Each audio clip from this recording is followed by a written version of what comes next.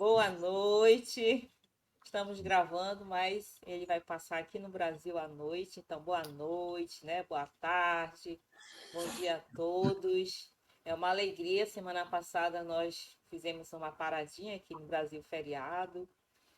E voltamos com mais um capítulo do nosso livro, da nossa obra maravilhosa. Eu tenho essa versão aqui, que é o livro Boa Nova, Psicografia de Chico Xavier por Humberto de Campos. E hoje, né, Patrícia, a gente tem um convidado aí especial. Vou passar para ti, Patrícia, depois tu passa para o nosso convidado. Pois é, Meire. Bom dia, boa tarde, boa noite, né? Independente da hora que vocês forem nos assistir, sejam bem-vindos à nossa continuação aqui desse estudo maravilhoso, dessa boa nova que enche os nossos corações, a nossa alma de alegria, né? Aquece aí para a gente ter essa força e essa coragem de continuar a nossa caminhada. E hoje com o nosso convidado aqui, que está mais pertinho de mim do que a Meire. Então, querido, nosso Felipe, que vai falar, né, dessa família tão importante aí na caminhada do nosso mestre aqui entre nós, que teve um papel, né, tão fundamental, mas que também, né, assim como todos nós, aprendeu muitas lições e cresceu muito, né, nessa convivência com esse rabi querido. Seja bem-vindo, Felipe.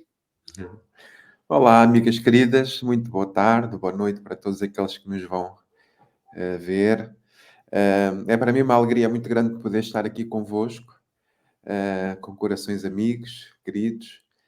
Já tivemos a oportunidade de estar aqui no livro A Caminho da Luz e agora, eis que é chegado o tempo desta boa notícia para todos nós, que Humberto de Campos trouxe então estes relatos profundos do mundo espiritual para nos dar a conhecer alguns detalhes muito, muito importantes de algumas passagens do Evangelho. Muito obrigado por me terem convidado e eu, com muita alegria, aqui estou. É isso aí. Vamos fazer a nossa leitura da mensagem, então, para darmos início, abrir esse estudo maravilhoso. Estava comentando com eles aqui que essa mensagem não veio fácil, mas acho que chegou a mensagem certa, né? Chama Para o Reino de Deus. Está no livro Coração e Alma, né? Uma mensagem de Emmanuel também, pela psicografia de Chico. E diz assim: certamente Jesus esteve, está e estará sempre conosco, no levantamento do reino de Deus. E por isso mesmo urge reconhecer que, para isso, ele não nos reclama demonstrações de heroísmo ou espetáculos de grandeza. Tudo em semelhante edificação é compreensível e simples, mas por esta razão, o Mestre espera que as nossas tarefas compreensíveis e simples sejam cumpridas por nós em regime de esforço máximo, a fim que venhamos a colaborar na fundação da estrutura eterna.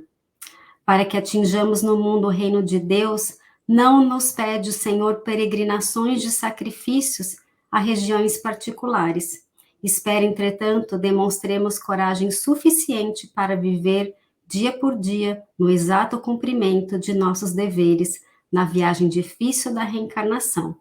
Não exige nos diplomemos dos preceitos gramaticais do idioma em que nos desfrutamos agora o privilégio do entendimento mútuo. Espera, porém, que saibamos dizer sempre a palavra equilibrada e reconfortante em auxílio de nossos companheiros da humanidade. Não nos obriga à renúncia dos bens terrenos. Espera, todavia, que nos dediquemos a administrá-los sensatamente, empregando as sobras possíveis no socorro aos irmãos em penúria. Não nos solicita a perfeição moral de um dia para o outro. Espera, contudo, não nos disponhamos a cooperar com ele, suportando injúrias e a esquecendo-as em favor do bem comum. Não nos aconselha o afastamento da vida social, o pretexto de preservarmos qualidade para a glória celeste. Esperam, no entanto, que exerçamos bondade e paciência, perdão e amor no trato recíproco, a fim de que, a pouco e pouco, nos certifiquemos de que todos somos irmãos perante o mesmo Pai. Jesus não nos pede o impossível, solicita-nos apenas a colaboração e trabalho na medida de nossas possibilidades humanas, cabendo-nos, porém, observar que, se todos aguardamos ansiosamente o mundo feliz de amanhã, é preciso lembrar que, assim como o edifício se levanta da base, o reino de Deus começa de nós. Essa mensagem tão profunda de Emmanuel, né, para nos lembrar aí essa família maravilhosa, como a gente disse, né, de Zebedeu, que participou ali tão intimamente, intensamente da passagem do nosso mestre entre nós.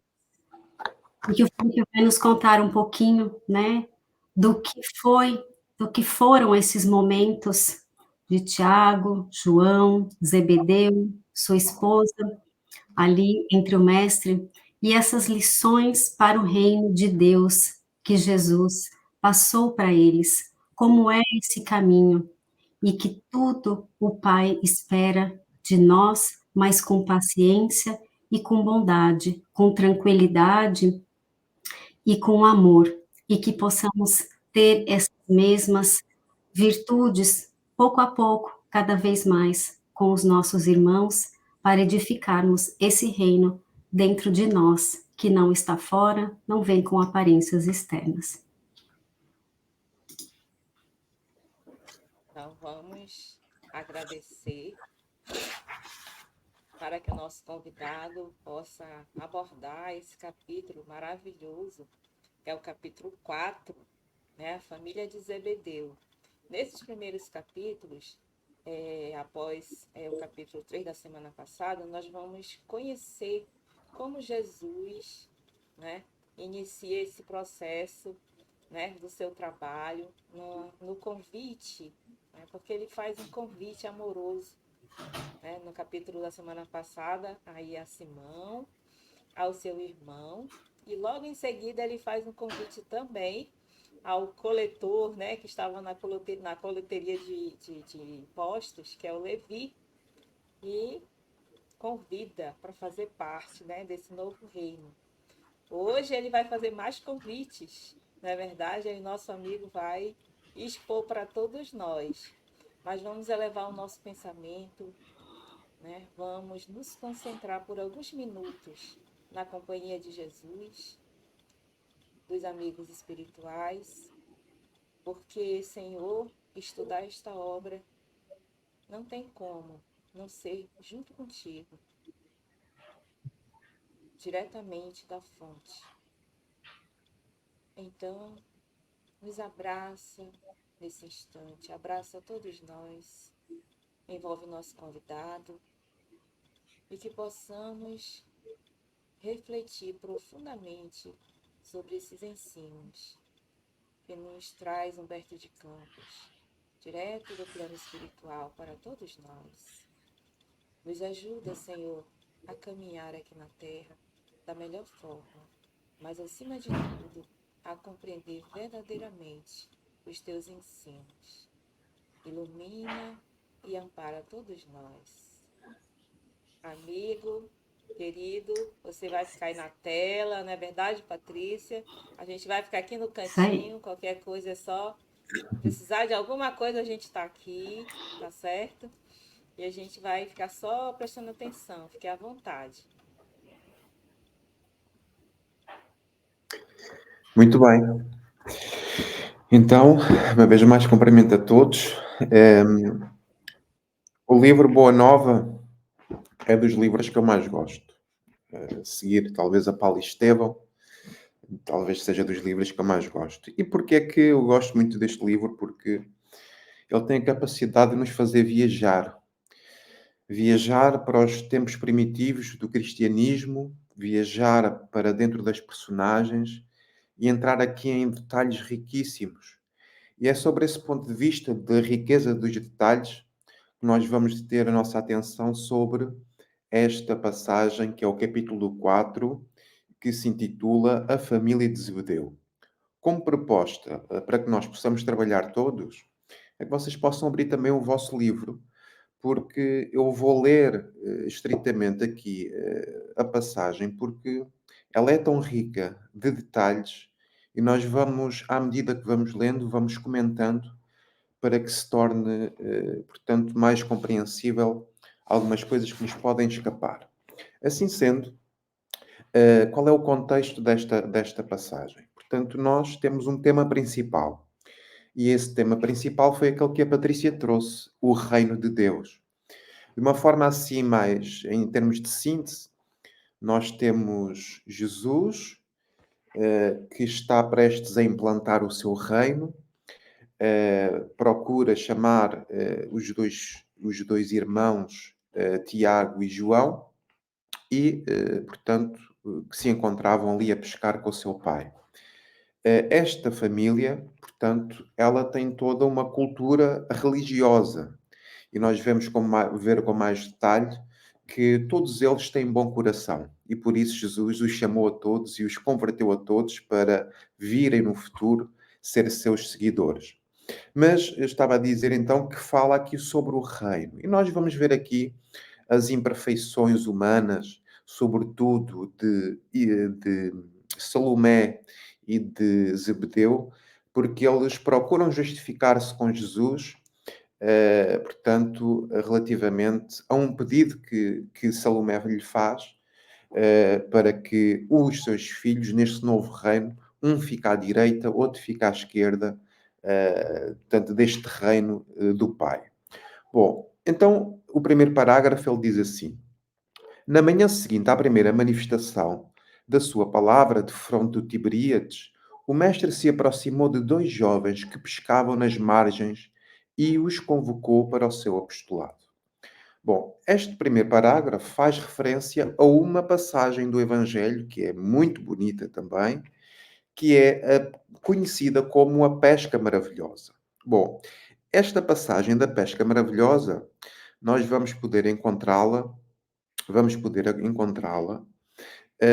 no Evangelho de Lucas, no capítulo 5, mas também vamos poder encontrá-la, deixa-me só ver aqui uma coisa, para buscar a referência, também no Evangelho de Mateus, capítulo 4, versículos 18 a 22, e no Evangelho de Marcos, capítulo 1, versículos de 16 a 20. E o que é que acontece aqui?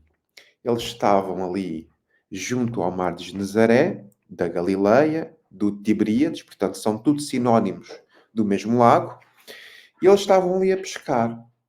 E diz o texto que Jesus chama Simão e o leva até alto mar. É quando ele lhe pede para lançar as redes e há aquela célebre frase que, portanto, Simão fica estupefacto com a abundância da pesca. Ele diz: afasta-te de mim, Senhor, que sou um pecador. E Jesus lhe responde: não temas, Pedro, porque a partir de hoje serás um pescador de homens. Então, esta passagem é lindíssima e, portanto, é nesta passagem que Jesus recruta os 4 primeiros discípulos, Simão e André, que a Rose já falou da passagem anterior, e hoje vamos ver aqui o recrutamento não só destes 2 discípulos, mas também de Salomé e de Zebedeu, porque também eles se tornam seguidores de Nosso Senhor. Então vejamos que dentro deste apostolado de 12 discípulos, havia um apostolado também menor. E esse apostolado menor, ou seja, da mesma forma como Jesus tinha os 12 apóstolos, ele tinha depois um grupo mais fechado com quem tinha mais proximidade. Esse grupo era constituído por Simão Pedro, por Tiago Maior, que é um destes filhos de Zebedeu, e João Evangelista, o nosso discípulo amado, não é? A quem Jesus irá depois confiar a guarda de sua mãe e vai depois também dar-lhe toda aquela missão, não é? De escrever o Apocalipse, de escrever o Evangelho de João e todas aquelas belezas que João nos contemplou enquanto apóstolo do Cristo. Então nós estamos na sequência do Sermão do Monte, Portanto, porque a referência que aqui é feita relativamente à primeira manifestação da sua palavra, ou seja, estamos a falar no seguimento do Sermão do Monte, em que Jesus fala sobre as bem-aventuranças. Imaginem nós começarmos a ouvir falar de Jesus, não é? De todas aquelas belezas, das virtudes do Espírito. E o livro Boa Nova traz detalhes tão interessantes e tão bonitos das pessoas que ali estavam a ouvir Jesus. Eram velhinhos trêmulos, diz o texto. Eram pessoas que nada tinham, eram doentes, eram pessoas que não tinham esperança nenhuma. E eis que Jesus traz esta notícia para todos os caídos do mundo, para lhes dizer que também para eles, e essencialmente para eles, é que vinha este reino. Jesus, quando inicia a sua vida pública, diz: arrependei-vos, porque é chegado o reino dos céus. Então Jesus vem falar deste reino, que é no fundo um reino de amor que um dia todos nós teremos dentro do nosso coração. Há também uma referência no livro Boa Nova, quando Jesus vai falar com Anã, que fazes pela cidade de Galileu. Ando pela cidade na implantação do reino de Deus. E o que é que vem a ser isso? O reino de Deus é a implantação do amor no coração do homem, diz Jesus para o doutor da lei. Então nós estamos a falar de um reinado, porque naquela altura esperava-se a vinda do Messias. E as pessoas estavam saturadas de serem governadas com violência, de serem coagidas de toda a forma, de serem vilipendiadas, de serem extorquidas com impostos por causa do Império Romano. Então as pessoas estavam ávidas de quê? De que pudesse vir um novo Messias, um novo profeta, para os libertar uma vez mais daqueles processos de escravidão social, mental, até mesmo religiosa.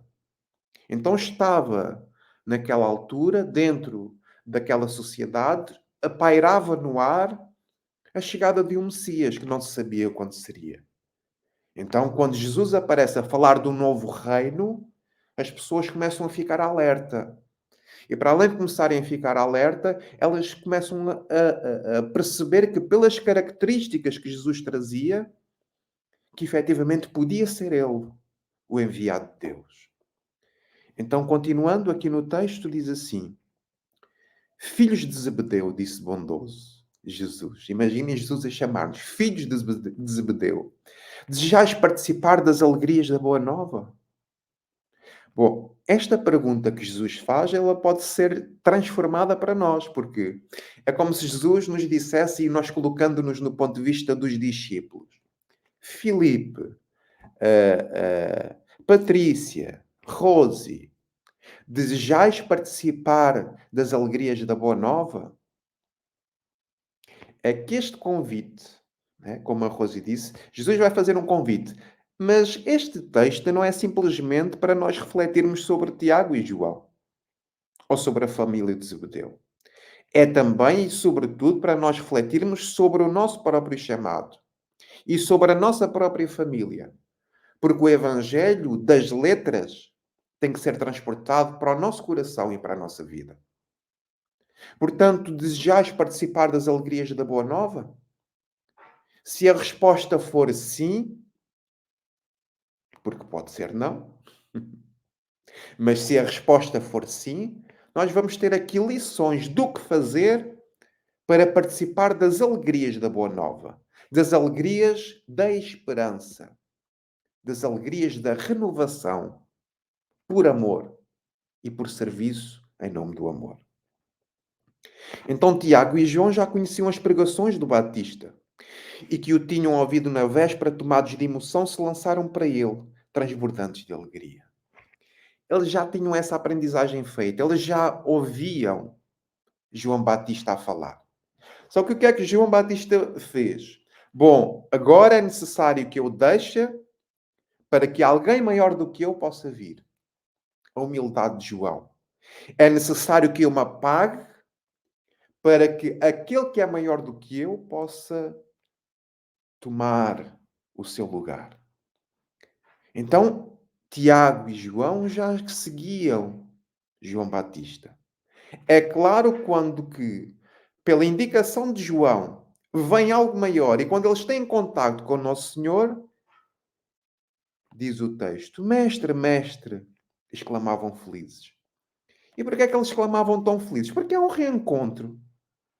É um reencontro. É como se eles tivessem uma intuição espiritual daquilo que já havia sido planeado no mundo espiritual. Porque é claro que todas estas reencarnações foram altamente preparadas. José, Maria, Zacarias, Elizabeth, todos estes discípulos, João Batista, portanto, todos estes espíritos fazem parte de um grande planeamento divino para a transformação da humanidade. E por isso eles tinham esta intuição de um reencontro. Continuando, eles dizem: como se fossem irmãos bem-amados que se encontrassem depois de longa ausência, aqui a referência à reencarnação, tocados pela força do amor que irradiava do Cristo, fonte inspiradora das mais profundas dedicações, falaram largamente da aventura da sua união perene, no futuro, das esperanças com que deveriam avançar para o porvir, proclamando as belezas do esforço pelo Evangelho do Reino. Vejam lá a forma poética como Humberto Campos fala daquilo que acontecia dentro deles, porque estas eram as suas aspirações interiores quando eles têm contacto com Jesus. Eles entendem, não é, o porvir. E este porvir não se fará sem o quê? Sem muito esforço e sem muita dedicação. Sem muita boa vontade. A aventura da união perene, ou seja, daquela que não se altera. E nós sabemos que estar junto de Jesus, conhecê-lo, aprofundar a nossa proximidade com Ele, não há como não ficarmos radiantes. Então é como estes corações ficam, radiantes por encontrarem Jesus de Nazaré. Os dois rapazes galileus eram de temperamento apaixonado. Agora aqui Humberto de Campos começa a falar sobre o perfil psicológico deles. Começa a adjetivar a sua personalidade, o seu campo íntimo. E ele diz: eram de temperamento apaixonado, profundamente generosos, tinham carinhosas e simples, ardentes e sinceras almas. E por estes predicados espirituais é que Jesus, é claro, que os convidou para ser seus discípulos. Porque quanto mais humildes nós formos, quanto mais carinhosos nós formos, quanto mais sinceros nós formos, quanto mais generosos nós formos, mais profundamente vamos conhecer e afinizar com a mensagem de Jesus. João tomou das mãos do Senhor e beijou-as afetuosamente, enquanto Jesus lhe acariciava os anéis macios dos cabelos. Tiago, como se quisesse hipotecar a sua solidariedade inteira, aproximou-se do Messias e lhe tocou com a destra sobre os ombros, em amoroso transporte. Não sabiam o que é que haviam de fazer com Jesus, não é?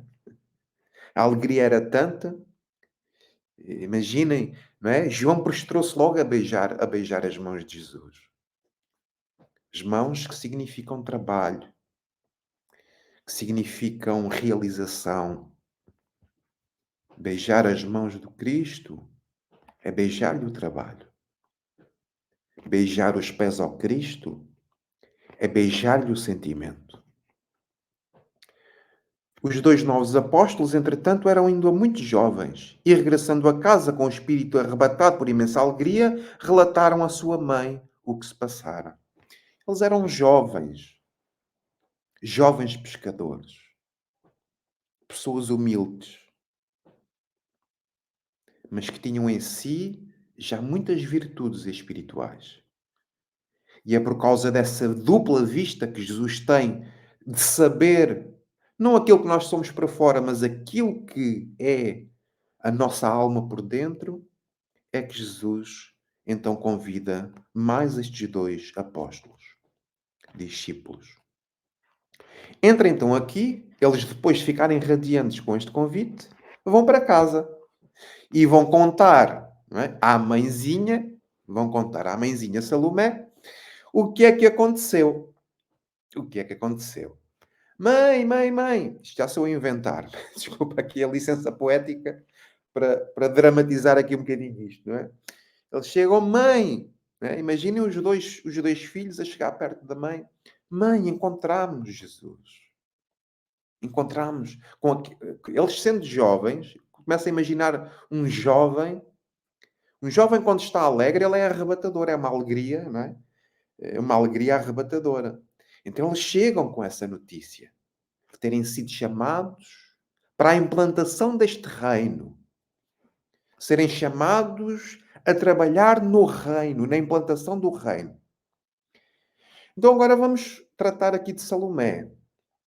Salomé, a esposa de Zebedeu, apesar de bondosa e sensível, Humberto Campos faz questão de referenciar que, pese embora ela tenha dificuldades de entender a mensagem de Jesus nesta altura, pese embora isso, porque ela vai fazer o pedido para que os seus filhos se destaquem neste reino, um à direita, outro à esquerda, mas eu achei muito curioso que Humberto Campos coloca aqui dois adjetivos para qualificar relativamente ao seu sentimento também.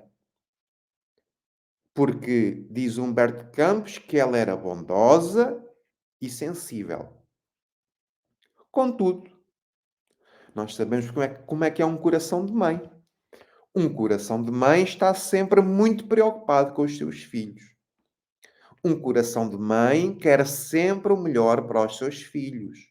Um coração de mãe é missão de uma mãe, para além de os alimentar, educar, portanto, a missão de uma mãe, para além de amar, de cuidar, é sobretudo também de orientar-lhes o futuro.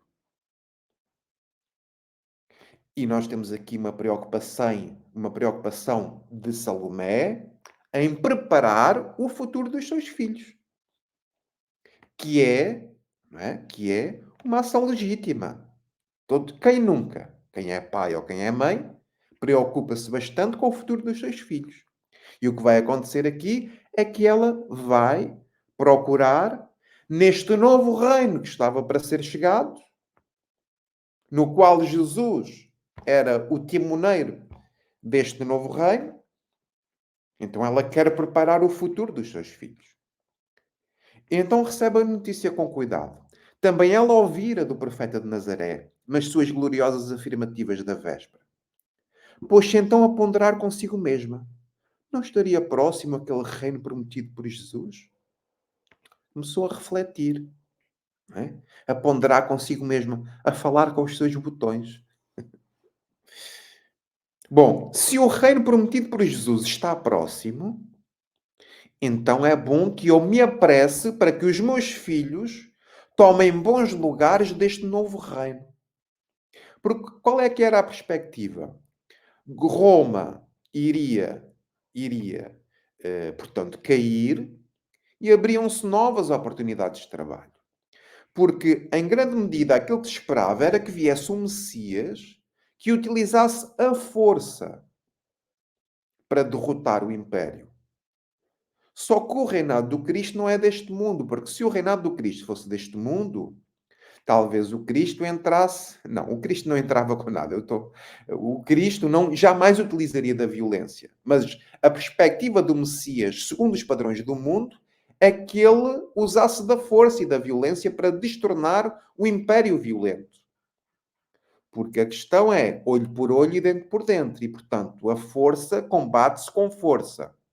Contudo, o reino do Cristo, naquilo que é a violência, combate-se com mansidão. Aquilo que é força, combate-se com simplicidade. naquilo que portanto, todos esses sentimentos primitivos combatem-se com amorosidade. Então ela pondera sobre si mesma se não estaria próximo esse reino. Quem sabe se o filho de Maria não falava na cidade em nome de algum príncipe? O Cristo deveria ser o intérprete de algum desconhecido ilustre que recrutava adeptos entre os homens trabalhadores e mais fortes. Bom, os filhos dela tinham este perfil. Homens trabalhadores, jovens, a saber a labuta do trabalho, portanto, preparados para ajudar o seu pai enquanto pescadores, estavam na flor da idade e, portanto, eles tinham todo o perfil para que pudessem ser destacados para este novo reinado. Ela continua a pensar e diz: a quem seriam confiados os postos mais altos dentro da nova fundação? Quem é que serão aquelas pessoas que se destacarão neste reino? O meu filho Tiago é forte. O meu filho João também. Já tem experiência, de trabalho. São meninos que acompanham o pai, Zebedeu. São filhos que estão habituados ao trabalho e, portanto, têm aqui todas as características para se destacarem neste reino. Seus filhos queridos bem o mereciam, pensava ela. Precisava agir enquanto era tempo. O povo de há muito falava em revolução contra os romanos e os comentadores mais indiscretos anteviam a queda próxima de Antipas. Portanto, isto era aquilo que pairava no ar. O novo reinado estava próximo. E alucinada pelos sonhos maternais, aqui o alucinada pelos sonhos materiais, Salomé procurou o Messias no círculo dos seus primeiros discípulos. Ou seja, o facto de ela estar alucinada pelos sonhos maternais é, no fundo, como ela ficasse enebriada, embriagada, sem perceber a verdadeira essência daquilo que estava a pedir. No fundo, ela faz a Cristo uma pergunta de quem não sabe aquilo que está a pedir. E Jesus, educadamente, vai educá-la não só a ela, mas também a Zebedeu.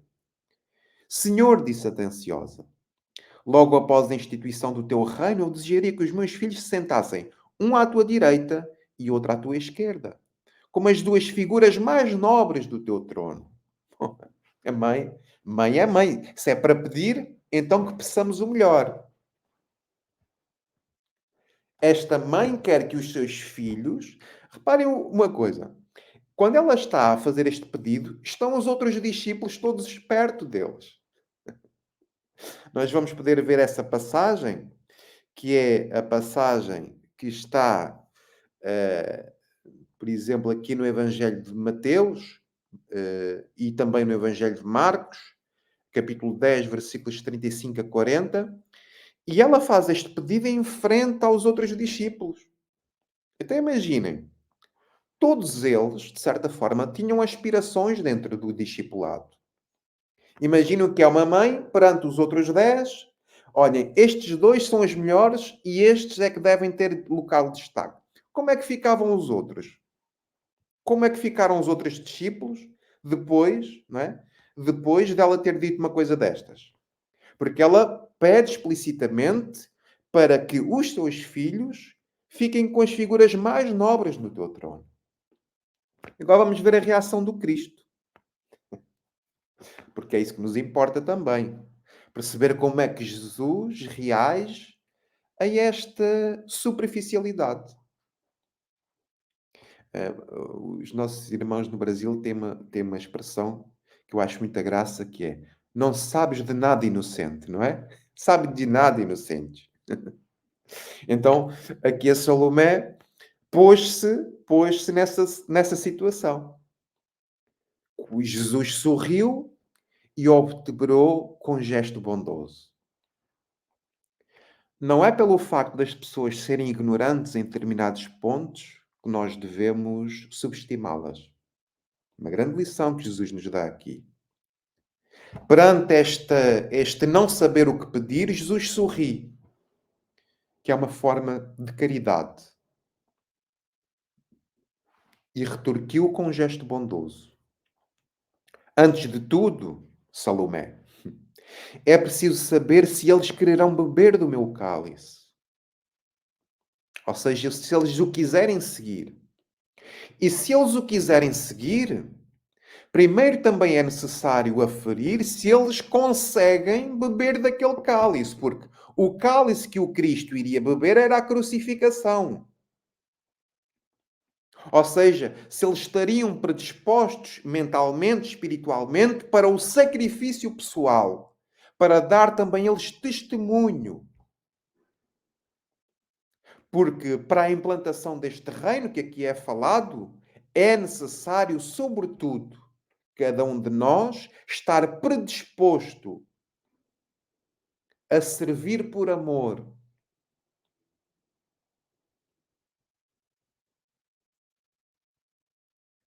É preciso, sobretudo, para se atingir este reino, que os nossos corações estejam predispostos a amar, independentemente das circunstâncias mais adversas. Então, para esses lugares neste reino, primeiramente é preciso saber se eles têm vontade, se estão predispostos e se não vão vacilar perante a profundidade do testemunho.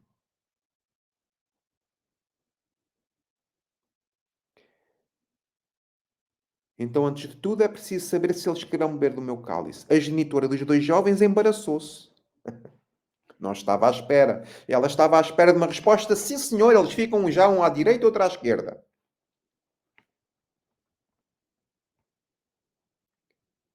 Ela ficou embaraçada, porque não esperava esta resposta. Além disso, o grupo rodeava o Messias e observava com indiscrição a manifesta curiosidade. Reconhecendo que o instante não lhe permitia mais amplas explicações, retirou-se apressada, colocando o seu velho esposo ao corrente dos factos. Lá vem ela para casa para falar com Zebedeu. E fala com Zebedeu aquilo que ocorreu. Ou seja, ficou surpreendida e embaraçada pela forma como Jesus lhe respondeu. E, portanto, se a esposa não conseguiu, o que é que vai acontecer? Vai o pai tentar. O que diz que os pais, como bons pais, porque é isso que devemos ressaltar, porque esta postura de Salomé, tanto quanto a postura que Zebedeu vai ter perante o Cristo, são de pessoas preocupadas com os seus filhos. São de pessoas que querem o melhor para os seus filhos. Então, agora vem Zebedeu. Ao entardecer, cessado o labor do dia, porque toda a gente tem que trabalhar, Zebedeu, acompanhado pelos dois filhos, procurou o mestre em casa de Simão. Jesus sempre estava em casa de Simão, em Cafarnaum, junto ao lago de Nazaré. Jesus lhe recebeu a visita com extremo carinho. Vocês estão a ver aqui os detalhes de Jesus. Responde com bondade, sorri perante a ignorância. Né? Acolheu com extremo carinho as características de Jesus. Enquanto o velho Galileu expunha as suas razões, humilde e respeitoso. Ou seja, Zebedeu vem com o mesmo intuito de Salomé. Só que é este com uma postura humilde e respeitosa. Zebedeu era um homem que frequentava o templo. Tinha educação religiosa. E está aqui bem característico esta humildade e este respeito. Zebedeu respondeu-lhe Jesus: Tu que conheces a lei, está aqui a confirmação, e lhe guardas os preceitos no coração, sabes de algum profeta de Deus que no seu tempo fosse amado pelos homens do mundo? Costuma-se dizer que ninguém pode ser profeta na sua terra, não é? O próprio Cristo foi ali, de certa forma, excomungado pelos próprios nazarenos. Conhece algum profeta que tenha sido compreendido no seu tempo? É claro que não. Porque é que os profetas não são compreendidos no seu tempo? Porque geralmente os profetas profetizam. E o facto de profetizarem falam de questões futuras. Ora, se nós estamos a viver um presente, todo aquele profeta que falaria no futuro, certamente que seria incompreendido. Então, Jesus utiliza do conhecimento que Zebedeu tem, porque ele conhecia as Escrituras, e por isso ele faz referência, e isto é muito interessante, analisarmos que Jesus comunica com as pessoas em função do seu conhecimento. Quando está com os fariseus, comunica de uma forma. Quando está mais próximo com os discípulos, comunica de outra.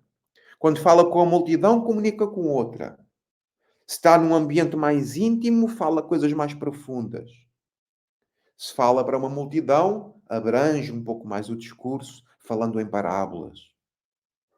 É um mestre. E os mestres adaptam-se para que os seus discípulos ou para que o seu interlocutor compreenda.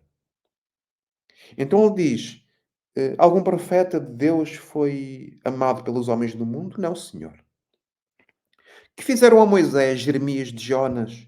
Todos emissários da verdade divina foram maltratados e trucidados ou banidos do berço em que nasceram.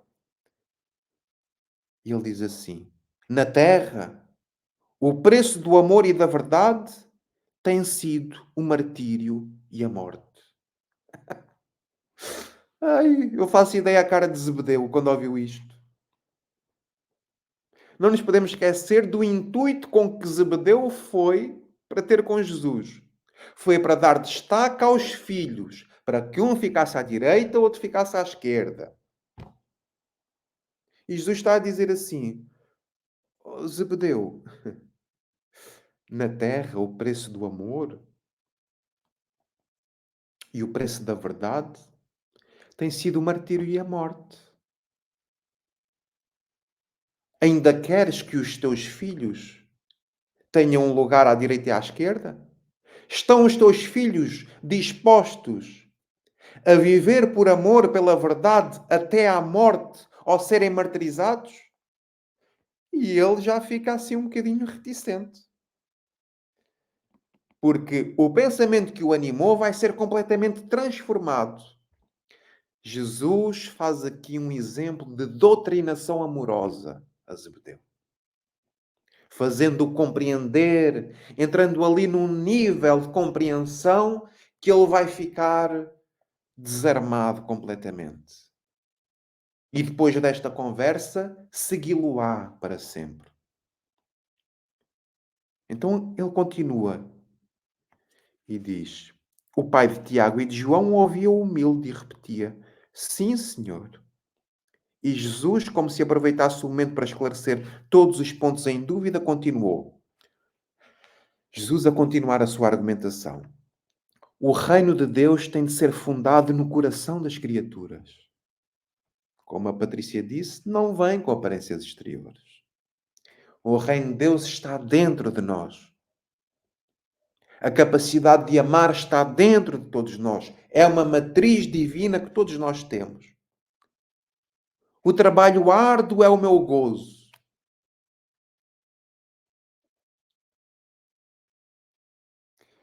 Nós pensamos, quantas vezes nós procuramos Jesus para ter benefícios? Quantas vezes nós procuramos Jesus para que Ele alivie as nossas dores? E o Jesus está a dizer para Zebedeu que o trabalho árduo é o seu gozo. É naquilo que ele se alegra. O sofrimento é o meu cálice, mas o meu espírito se ilumina da sagrada certeza da vitória. Lembramos-nos aqui daquele encontro fantástico de Simão Pedro com Jesus. Quando já no mundo espiritual ele diz: aonde vais, Senhor? E Jesus diz para Simão Pedro: enquanto houver um coração aflito, eu não posso ficar descansado. Porque há uma sagrada certeza da vitória. Que vitória é esta, amigos?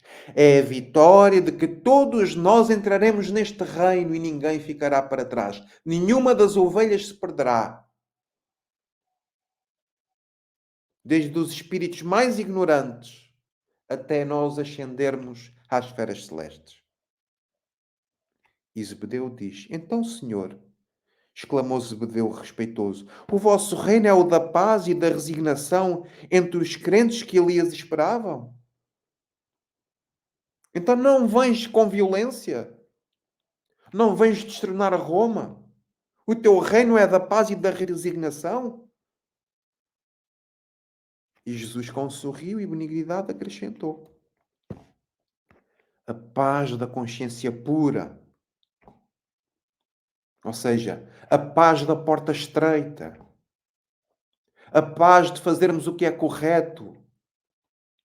A paz de cumprirmos a lei de Deus. De não nos afastarmos dela. A paz que nos compete no processo de cocriação divina do nosso trabalho, ainda que pequenino. E a resignação suprema da vontade do meu Pai são o meu reino.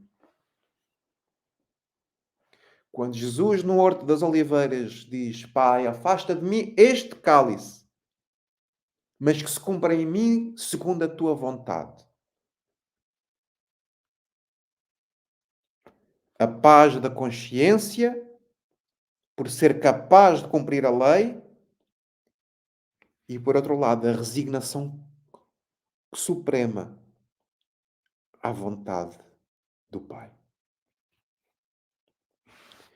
Então, para nós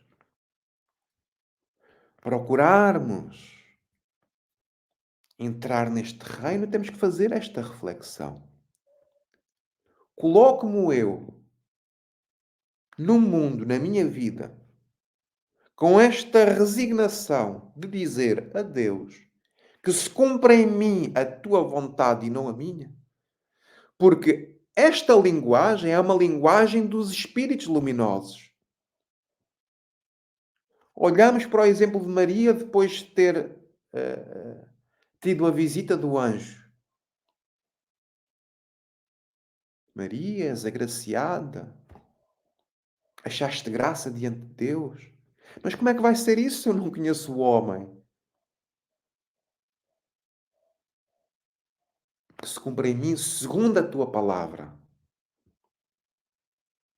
Disse Maria. Eis aqui a serva do Senhor.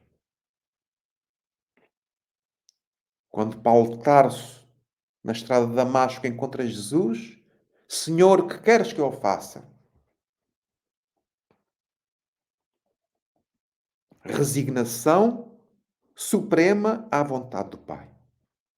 Estamos nós a ser resignados o suficiente para quando a vida nos traz desafios, a nossa fé não vacilar? Continuando. Mas os homens costumam falar de uma paz que é ociosidade de espírito e de uma resignação que é vício do sentimento. É o entendimento superficial do que é o reino, do que é a nossa espiritualidade. É uma postura infantil perante a vida, que é o padrão comum nosso. Porque nós queremos coordenar tudo, queremos governar tudo, queremos tomar liderança de tudo, esquecendo-nos que, para além do nosso livre-arbítrio, existem leis perfeitas, que são as leis de Deus. Continuando, trago comigo as armas para que o homem combata os inimigos que lhe subjugam o coração, e não descansarei enquanto não tocarmos o porto da vitória. Eis porque o meu cálice agora tem de transbordar o fel, que são os esforços ingentes que a obra reclama. Era necessário que o Cristo, naquele momento, desse o testemunho do que é o amor, para que todos nós tivéssemos uma referência, um modelo, o guia, para sabermos como viver o estrito cumprimento da lei de Deus. que é a vida de Jesus de Nazaré. E como se quisesse pormenizar os esclarecimentos, prosseguiu. Ele está aqui a argumentar com Zebedeu. Há homens poderosos no mundo que morrem comodamente em seus palácios, sem nenhuma paz no coração, transpodo em desespero e com a noite na consciência nos umbrais da eternidade. Por um lado, a paz do mundo. Por outro lado, a paz do Cristo. Eu não vim trazer paz, mas espada. Ou seja, eu vim trazer a divisão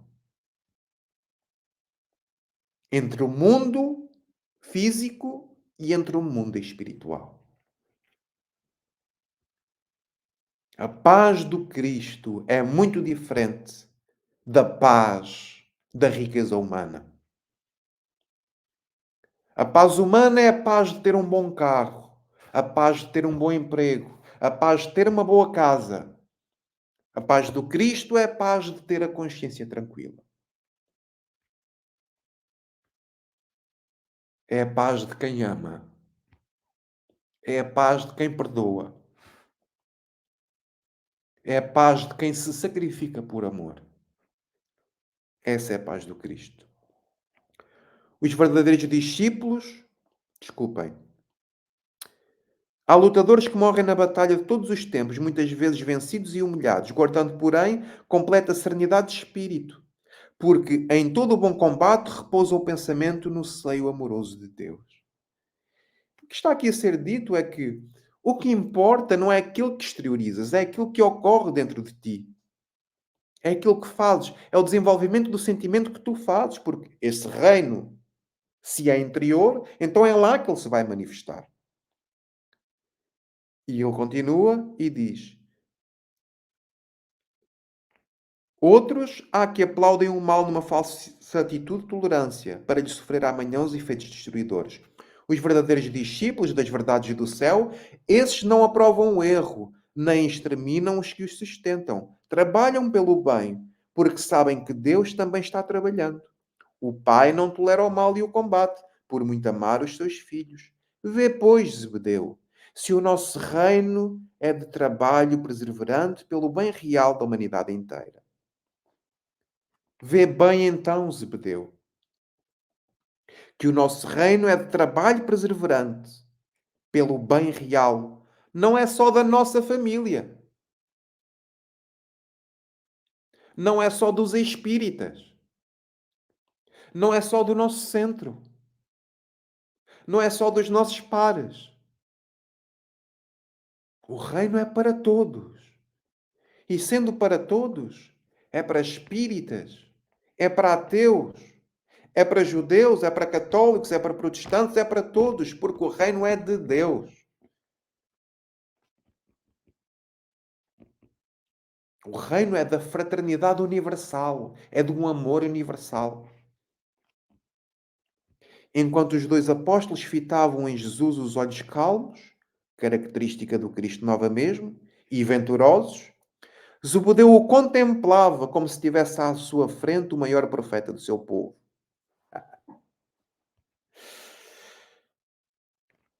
Já viram como é que Jesus já mudou o olhar de Zebedeu? Ele já não olhava para ele. Ele já o contemplava. E contemplar é olhar com profundidade. E por isso ele consegue ver os olhos calmos, a segurança das palavras, a assertividade, a amorosidade. E não há ninguém que fique indiferente a esta postura. Olha o que é que ele diz: grande reino. Grande reino. A perspectiva dele era um reino de violência. Mas depois de toda esta explicação, ele só diz: grande reino. Exclamou o velho pescador e, dando expansão ao entusiasmo que lhe encheu o coração, disse ditoso: Senhor, Senhor, trabalharemos convosco, pregaremos o vosso evangelho, aumentaremos o número dos vossos seguidores. Ficou entusiasmadíssimo.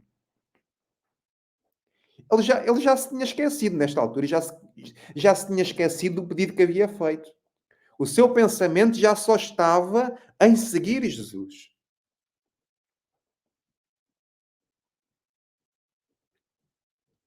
Só que, uma vez mais, equivocadamente,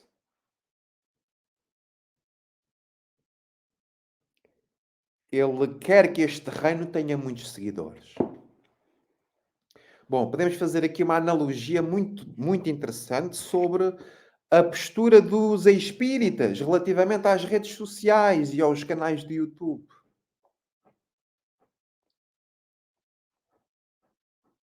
O que é que eu quero dizer com isto? Não é pela quantidade de lives que se fazem que nós entraremos no reino. Não é pelo maior número de seguidores que os canais possam ter que eles serão melhores ou maiores no mundo espiritual. Porque Jesus vai ensinar a todos nós qual é que é a verdadeira causa. Ouvindo estas últimas palavras, o mestre elucidou, pondo ênfase em suas expressões. E agora vem a resposta. Ouve, Zebedeu. A nossa causa não é a do número.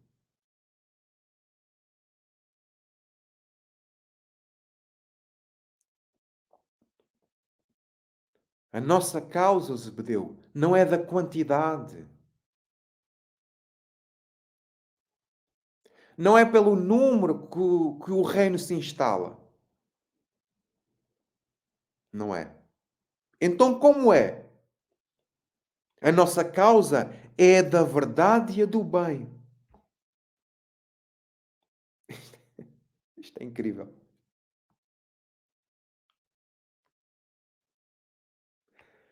A causa do Espiritismo tem que ser a da verdade e a do bem.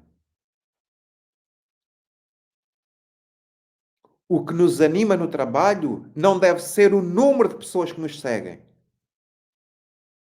mas deve ser viver em verdade a prática do bem. Ou seja, nós estamos a falar do campo das intenções. Qual é que é a nossa intenção quando fazemos um trabalho destes?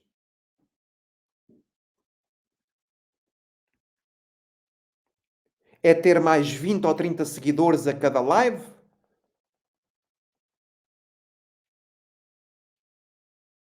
Ou é usufruir dos ensinos, transformando-nos moralmente a nós?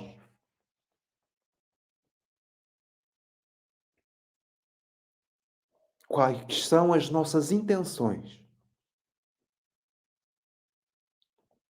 Continuando.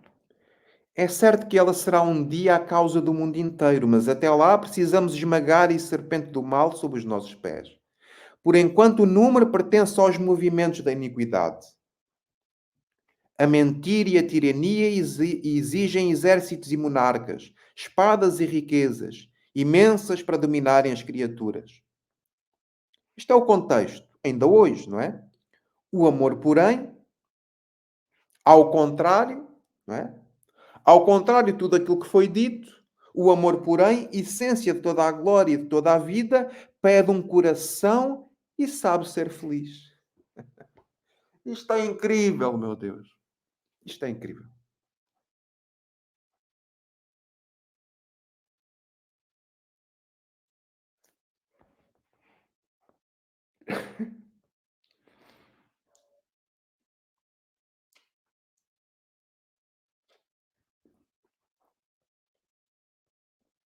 Enquanto o mundo só quer riquezas imensas, só quer coisas grandes, só quer destaque, o amor, porém, só pede um coração e sabe ser feliz. Começa a pensar as coisas, as tantas coisas que nós queremos.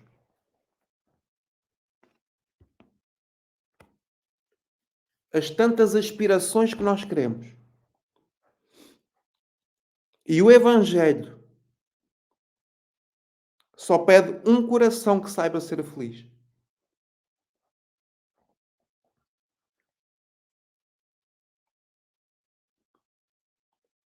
O que o Cristo nos pede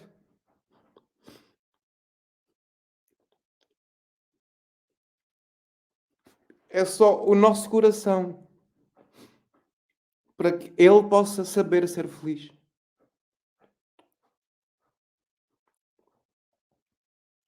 A impostura reclama interminável fileira de defensores para espalhar a destruição. Basta, no entanto, um homem bom para ensinar a verdade de Deus.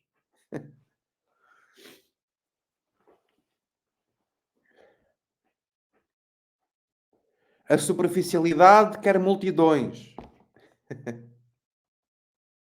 Mas basta a vida de um homem para ensinar a verdade de Deus.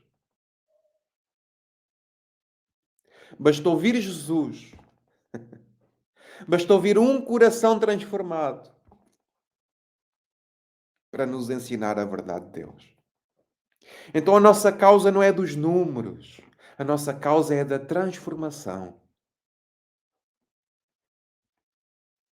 Por isso, o objetivo da doutrina espírita é a transformação moral do ser. A impostura reclama interminável fileira de defensores. Basta, no entanto, um homem bom para ensinar a verdade de Deus e exaltar-lhes as glórias eternas, confortando a infinita legião dos seus filhos. Quem será o maior perante Deus? Quem é que será agora o maior diante de Deus? Vejam a reformulação da pergunta. A multidão se congrega para entonizar a tirania, esmagando os pequeninos. Ou o homem sozinho e bem intencionado que com um simples sinal salva uma barca cheia de pescadores? Empolgado pela sabedoria daquelas considerações, Deus perguntou: Senhor, então o Evangelho não será para todos?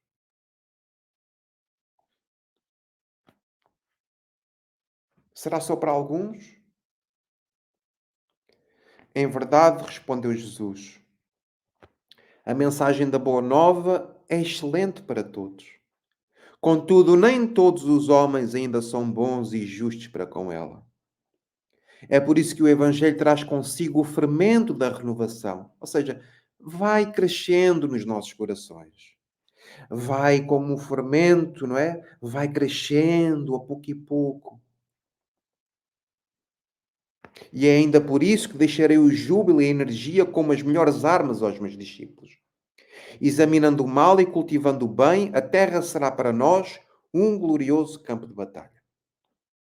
Uma grande escola, mas ao mesmo tempo um glorioso campo de batalha. Porque é no processo da reencarnação que nós fazemos as nossas lutas.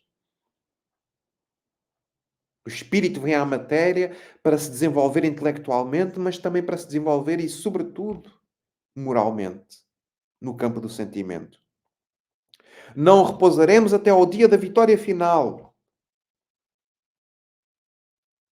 Não haverá descanso enquanto todos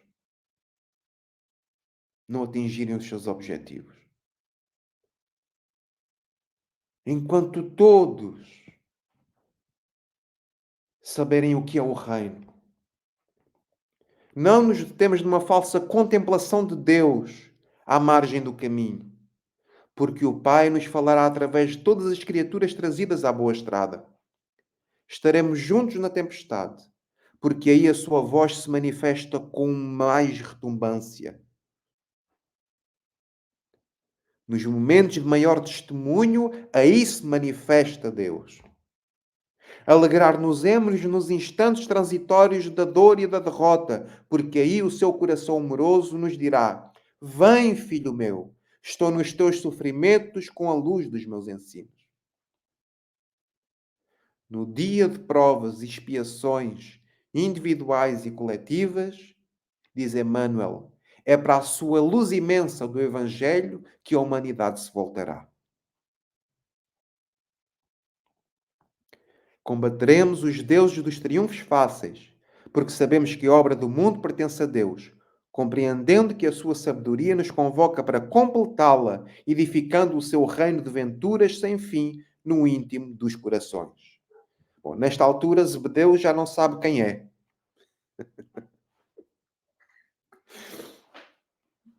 Já, já entrou em desdobramento.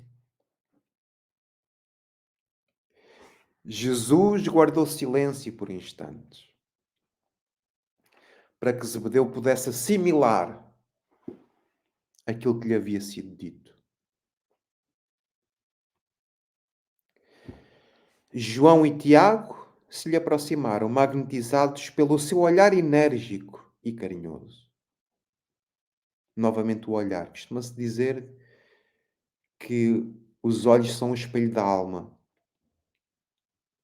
Já viram o que é que nós sermos confrontados com o olhar de Jesus? Zebedeu, como se não pudesse resistir à própria emotividade, fechara os olhos com o peito oprimido de júbilo.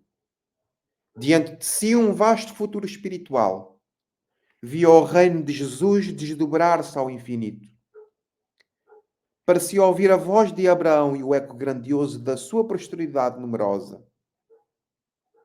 Todos abençoavam o Mestre no hino glorificador. Estava completamente mudado por dentro.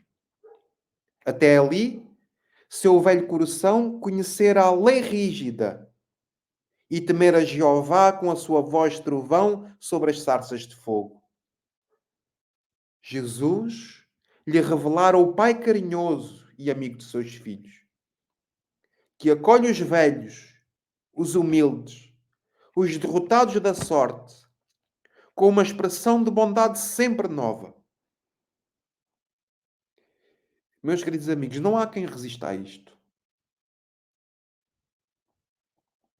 Não há quem resista a isto. O amor do Cristo é irresistível. O amor de Jesus é irresistível.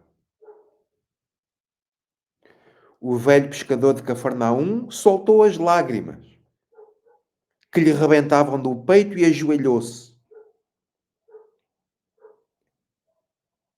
Prostrou-se aos pés do Cristo. Marta, Marta, andas afatigada.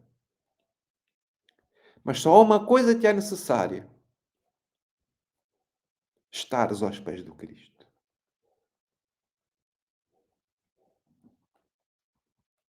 E foi assim que Zebedeu ficou. Emocionado, porque achava uma coisa e saiu-lhe outra, muito melhor. E exclamou: Levanta-te, Zebedeu, que os filhos de Deus vivem de pé para o bom combate. Levanta-te e anda. Porque os filhos de Deus não ficaram para chorar. Os filhos de Deus não vêm para ficar abatidos. Os filhos de Deus e aqueles que procuram o reino vêm para viver de pé e para morrerem de pé.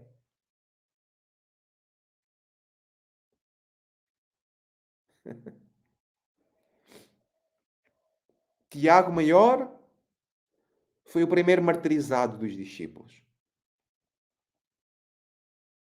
João Evangelista foi o que viveu mais tempo. Mas todas almas missionárias morreram de pé por amor à causa. Nós estamos predispostos a beber deste cálice, amigos. A morrer de pé pela doutrina espírita. A morrer de pé pela causa espírita. a perdermos-nos para o mundo, para que a causa do Cristo, para que o Consolador prometido transforme as criaturas.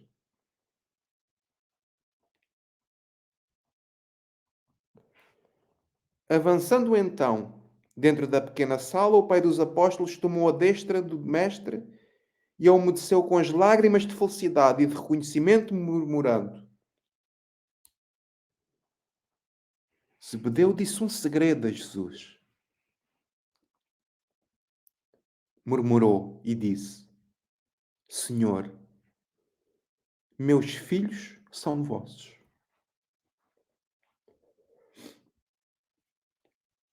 O que é que Zebedeu faz aqui? Zebedeu disse: A minha família é tua, Senhor. Não nos podemos esquecer que estamos a falar de uma sociedade patriarcal. E a palavra do varão é quem manda na família.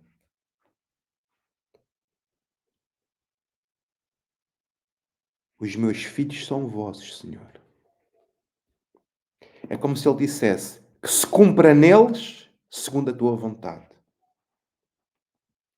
Jesus, atraindo-o docemente ao coração, lhe afagou os cabelos brancos, dizendo: Chora, Zebedeu, porque as tuas lágrimas de hoje são formosas e benditas.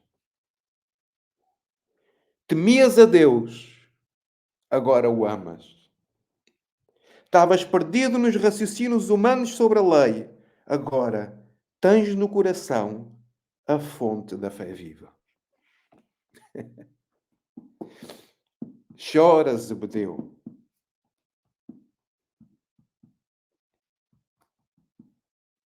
porque agora conheceste o caminho, a verdade e a vida.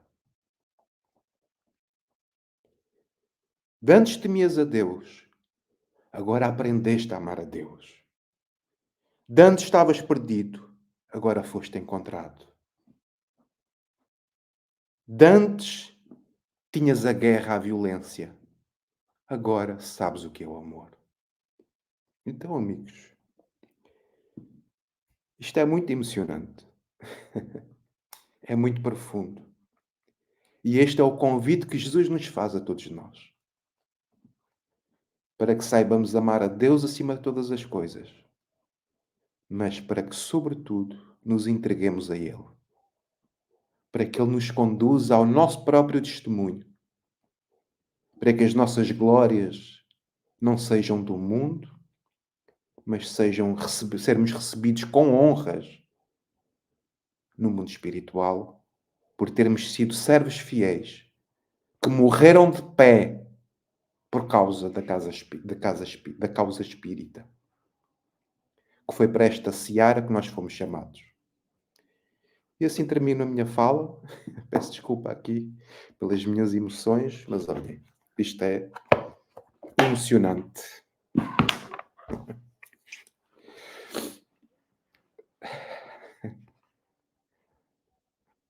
Também me emocionei, embora aqui tenha ficado um pouquinho apreensiva com a internet.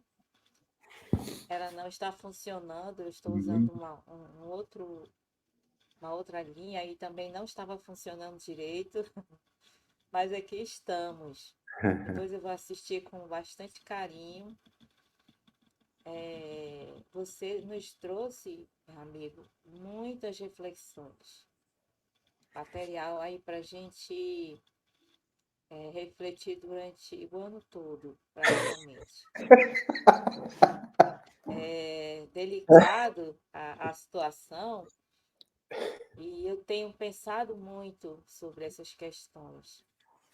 Mas fazer esse ajuste na prática é um processo e que vai exigir da gente a renúncia de padrões de comportamentos que nós está arraigados em nós há muitas reencarnações.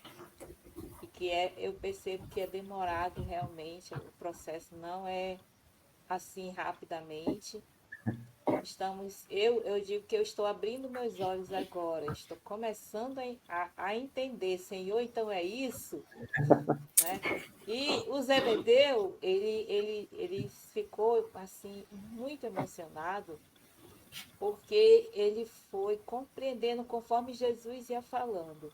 É. E já passa 2000 anos, eu estou tentando ainda, né? Não cheguei nem pertinho do Zebedeu, estou tentando, tateando, para que eu possa adentrar, né, em todos esses ensinamentos de Jesus.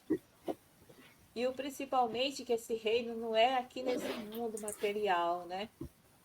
É a gente conseguir fazer essa amplitude. E eu tenho certeza que a nossa prática no centro espírita no dia a dia já será diferente. Já será diferente. Então, a gente sempre cria muita expectativa nas pessoas e esquece que é nosso compromisso, né? Sou eu que estou aprendendo. Eu estou ainda me debatendo nesse processo, sabe? Mas eu não fico triste, não, porque já foi pior, né? Eu já fui pior. Então, já é alguma coisa, amigo. Já é alguma coisa que a gente pode aí estar tentando. E assim, eu li várias vezes, né, o capítulo e me pergunto, Senhor, o que tu queres dizer aí? O Zebedeu entendeu, eu estou tentando entender, né, esse reino e da dificuldade que eles teriam, né? E meus filhos são teus, Senhor, né? Meus Lindo. filhos são teus e ele se tornou também um discípulo, ele com a esposa. Ele, a partir daquele momento, ele acompanhou Jesus, sabendo de tudo que iria acontecer, porque ele percebeu o processo todo ali, né, Patrícia? Não há como. Então, amigo, deixar para que as pessoas, quando assistirem, toque também no coração delas, né? Essa mensagem, essa boa notícia, ela precisa entrar no nosso coração, né? Há essa necessidade. Não é verdade? Eu estou igual a mulher do poço lá. Explica isso direito, Senhor. Já vai chegar nessa lição, mas eu estou bem parecido com a mulher do poço. E Fala, Patrícia. graças a Deus dizem que nós estamos na nossa melhor encarnação, né? Então, é com isso que a gente está contando, né? E se entregando aí para esse despertar, como a Mary falou, né? Que é pouco a pouco, exatamente como disse Emmanuel lá na mensagem que a gente trouxe.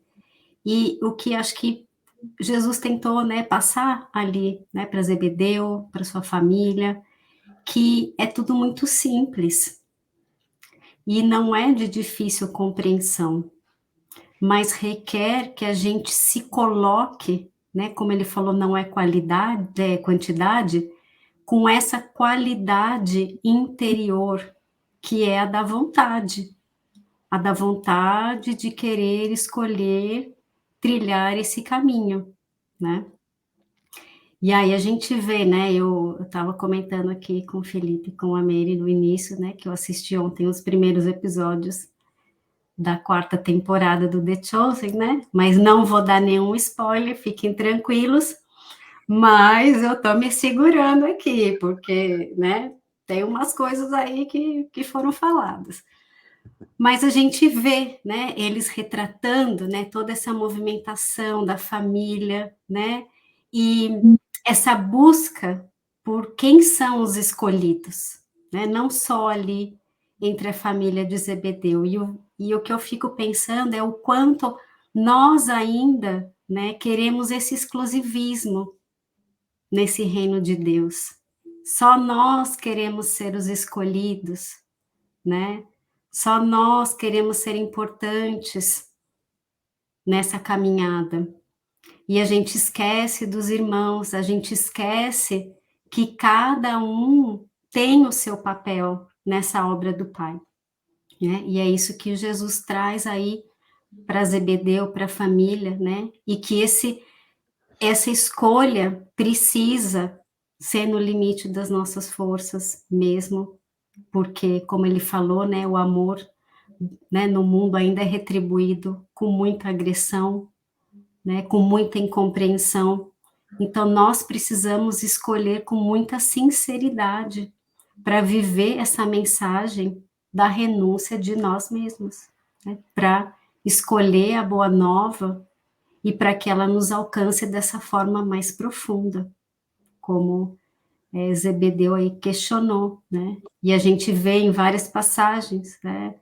Que alguns já entendem, outros não entendem, os terrenos, como estão preparados, e aí como a Mary falou, que bom que nós já estamos podendo, né, compreender um pouco mais, e como o Felipe trouxe, né, os canais espíritas, né, que são os nossos novos centros espíritas aí, que a gente possa exercer, né, essa escolha com qualidade nesses momentos que a gente se entrega para fazer o trabalho, para que a gente possa então passar a mensagem verdadeiramente, né, do que está aí sendo sentido no nosso coração, porque é lá que vai acontecer tudo, é na nossa alma que vai acontecer essa transformação, né? E seremos os servos do Senhor, nos entregaremos a Ele e seremos chamados de bem-aventurados.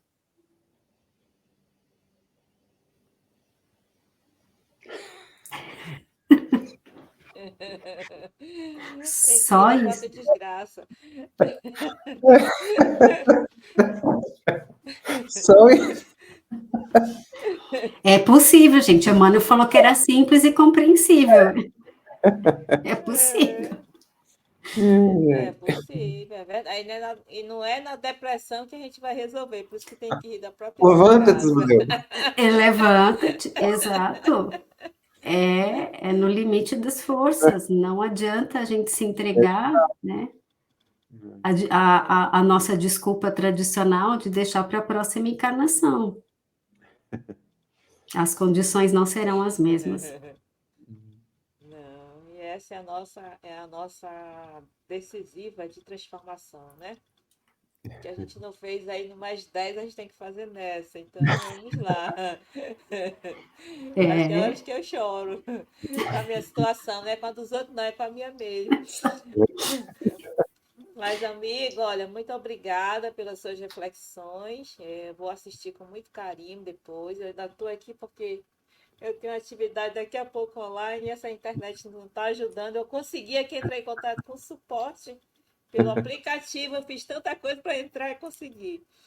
Vamos ver, né, a demanda. Eu já estou pensando mais tarde. Mas, assim, que a gente possa realmente agregar, né, algo a mais na nossa vida no dia a dia. Esta obra, para mim, ela é assim fundamental. A gente precisa todo ano estar lendo, né? Todo ano, para que a gente possa não esquecer do que nós viemos fazer aqui, principalmente do nosso modelo e guia, né? Da humanidade, que é Jesus. Então, amigo, que Jesus possa te abraçar e para te fazer a nossa prece, tá certo? E a nossa gratidão imensa por essa oportunidade, tá certo? Faz a nossa prece. Muito bem. Também quero agradecer a oportunidade de estar aqui convosco. Agradecer também aos irmãos, aqueles que nos vão ouvir, e que esta lição possa realmente transformar-nos em pessoas melhores.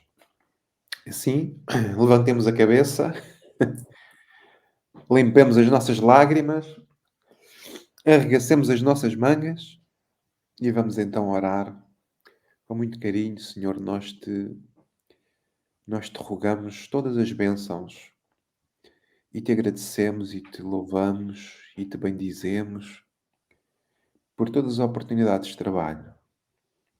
Quantas vezes estamos nós também equivocados, Senhor, à espera de nos relacionarmos contigo sobre esta ignorância da matéria, pois tu nos conduzes para onde nós não queiramos ir. Tu nos levas para locais, regiões dentro de nós mesmos que nós desconhecíamos. Mas como vamos contigo, vamos seguros. E por isso te agradecemos para onde nos levaste hoje, neste trabalho que realizamos.